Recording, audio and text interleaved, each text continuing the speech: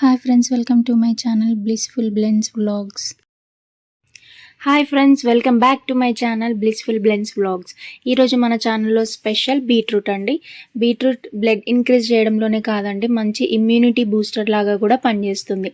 Beetroot అంటే పిల్లలు ఇష్టంగా తినరు. సో ఇలా ట్రై చేసి చూడండి, ఖచ్చితంగా నచ్చుతుంది పిల్లలకి. సో ఎలా చేద్దామో చూద్దాం రండి. ఫస్ట్ పావు కేజీ బీట్రూట్ తీసుకొని దాన్ని పైన కింద ఇలా కాడలు కట్ చేసేసి గ్రేటర్తో స్కిన్ని పీల్ ఆఫ్ చేద్దాం. తర్వాత బీట్రూట్ని వాటర్తో కడిగేసుకొని గ్రేట్ చేసుకోవాలి, సన్నగా గ్రేట్ చేసేసుకోవాలి. ఇలా గ్రేట్ చేసుకోవడం వల్ల ఏంటంటే మంచిగా ఉడికి పచ్చివాసన లేకుండా, అండ్ నార్మల్గా ముక్కలుగా కట్ చేస్తే ఎక్కువ ఫ్రై అయిపోవడం, లేకపోతే అసలు ఫ్రై అవ్వకుండా ఉంటుంది.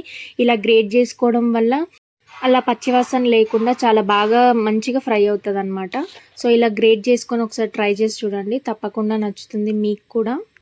ఇలా గ్రేట్ చేసుకున్న దాన్ని పక్కన పెట్టేసి ఇప్పుడు స్టవ్ ఆన్ చేసి ప్యాన్ పెట్టుకొని ఆయిల్ వేసుకొని, ఆయిల్ వేడైన తర్వాత కొంచెం జీలకర్ర వేసుకొని, జీలకర్ర కాస్త ఫ్రై అయిన తర్వాత కాజు వేసుకోవాలండి. ఇది ఆప్షనల్. మా బాబు ముందుగానే తిననని నాకు ఆర్డర్ వేశాడు, అందుకనే వాడిని మెప్పియడం కోసం కొంచెం కాజు వేసాను. మధ్యలో తగిలితే కొంచెం నచ్చుతుంది, తింటాడు అని చెప్పేసి.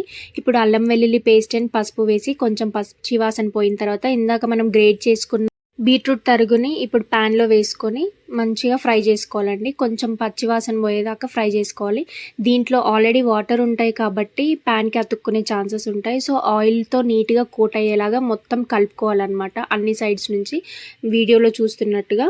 అండ్ దీనిపైన ఒక లిడ్ పెట్టేసి 2-3 మినిట్స్ బాగా ఆయిల్లో ఫ్రై అయ్యేలాగా చూసుకుందాము. తర్వాత మధ్య మధ్యలో అప్పుడప్పుడు కలుపుతూ ఉండాలి. ఇందాక చెప్పినట్టుగా వాటర్ కంటెంట్ లేకపోతే అడుగంటే ఛాన్సెస్ ఉంటాయి. సో నీట్గా ఫ్రై చేసుకుందాం మనం. ఇప్పుడు రుచికి సరిపడా కారం అండ్ సాల్ట్ వేసుకొని మళ్ళీ కొద్దిసేపు కలుపుకోవాలి.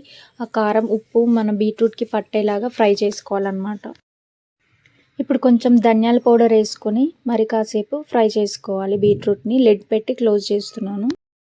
ఒక 2 మినిట్స్ తర్వాత కరివేపాకు వేసి లిడ్ పెట్టేసి ఒక 1 మినిట్ ఉంచి స్టవ్ ఆఫ్ చేస్తే బీట్రూట్ కర్రీ రెడీ అయిపోతుందండి. ఇలా గనక చేసి పెడితే పిల్లలకి ఖచ్చితంగా నచ్చుతుంది. ఈజీగా 10 మినిట్స్లో అయిపోతుందండి. గ్రేట్ చేసుకోవడానికి కొంచెం టైం పడుతుంది అంతే.